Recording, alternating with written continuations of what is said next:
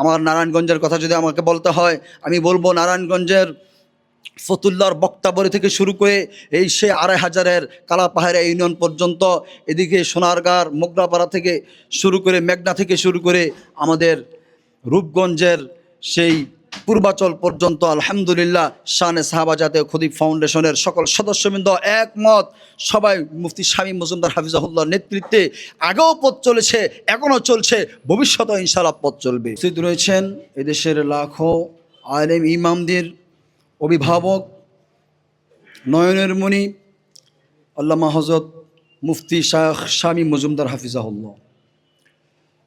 সম্মানিত উপস্থিতি, অল্প কয়েকটি কথাই বলবো। আমার পূর্বে যিনি বক্তব্য রেখেছেন উনি কয়েকটি গুরুত্বপূর্ণ চমৎকার কথা বলেছেন, যেটার সাথে আমিও একমত। বাংলাদেশ স্বাধীন হয়েছে 50 বছরের অধিক হয়েছে, কিন্তু ইমামদের পক্ষে, আলেমদের পক্ষে কথা বলার মতো এরকম সক্রিয় কোনো সংগঠন আমরা এই বাংলাদেশে স্বাধীনতার পরে দেখতে পাইনি। এদেশের মধ্যে মুফতি শায়খ শামীম মজুমদার হাফিজাহুল্লাহ আমরা মনে করি আমাদের জন্য আল্লাহ তাআলার পক্ষ থেকে এক বিশেষ নেয়ামত, রহমত।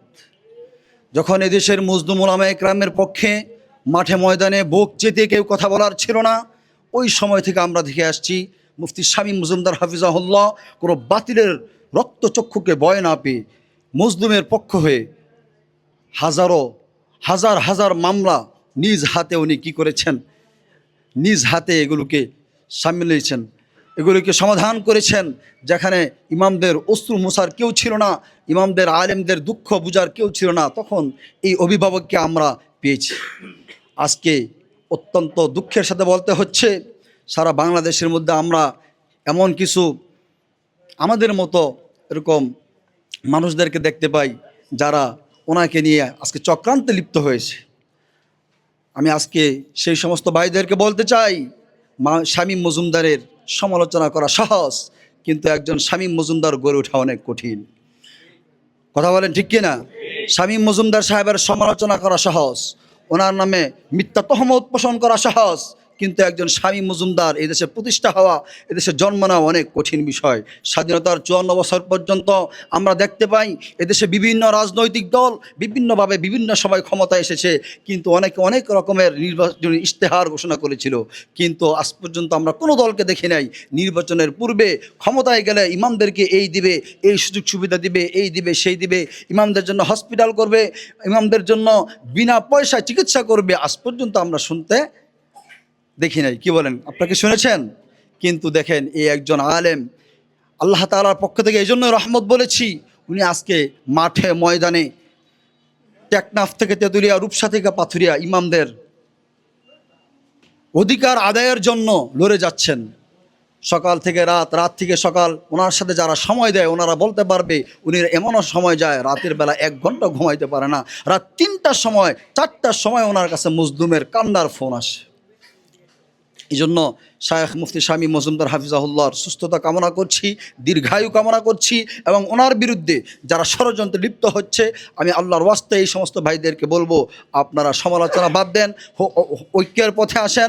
যদি আপনাদের কোনো সমস্যা থাকে আসেন, বসেন, আলোচনা করেন, সমাধান করেন, কিন্তু সমালোচনায় যেন না। সমালোচনায় এই বাংলাদেশের মধ্যে আমাদের ওলামায়ে কেরামদের মধ্যে আজ পর্যন্ত এরকম একটা মজবুত সংগঠন কিন্তু আমরা পাই নাই। অরাজনৈতিক স্বেচ্ছাসেবী সংগঠন হিসাবে শানে সাহাবা জাতীয় খতিব ফাউন্ডেশন বাংলাদেশের এক প্রান্ত থেকে আরেক প্রান্ত পর্যন্ত যেই খ্যাতি অর্জন করেছে, মজলুমের পাশে যেভাবে দাঁড়িয়েছে, আজ পর্যন্ত কিন্তু ইতিহাসের মধ্যে আমরা এরকম কাউকে, এরকম কোনো সংগঠনকে দেখি নাই। কথা বলেন ঠিক কিনা? আমার নারায়ণগঞ্জের কথা যদি আমাকে বলতে হয়, আমি বলবো নারায়ণগঞ্জের ফতুল্লার বক্তাবলী থেকে শুরু করে এই সে ২৫০০-এর কালাপাহাড়া ইউনিয়ন পর্যন্ত, এদিকে সোনারগাঁর মোগরাপাড়া থেকে শুরু করে মেঘনা থেকে শুরু করে আমাদের রূপগঞ্জের সেই পূর্বাচল পর্যন্ত আলহামদুলিল্লাহ শানে সাহাবা জাতীয় খতিব ফাউন্ডেশনের সকল সদস্যবৃন্দ একমত, সবাই মুফতি শামীম মজুমদার হাফিজাহুল্লাহর নেতৃত্বে আগেও পথ চলেছে, এখনও চলছে, ভবিষ্যতেও ইনশাআল্লাহ পথ চলবে। আলহামদুলিল্লাহ আমরা শানে সাহাবা জাতীয় খতিব ফাউন্ডেশন নারায়ণগঞ্জে অনেকগুলো সেবা দিয়েছি, এগুলো বলতে গেলে অনেক সময়ের প্রয়োজন হবে। আমরা একটা কথাই আজকে স্পষ্ট করে বলতে চাই, শানে সাহাবার সাথে আমরা আগেও ছিলাম, এখনও আছি, ভবিষ্যতেও ইনশাআল্লাহ দৃঢ়তার সাথেই থাকবো। শায়খ শামীম মজুমদার জিন্দাবাদ, শানে সাহাবা জাতীয় খতিব ফাউন্ডেশন জিন্দাবাদ।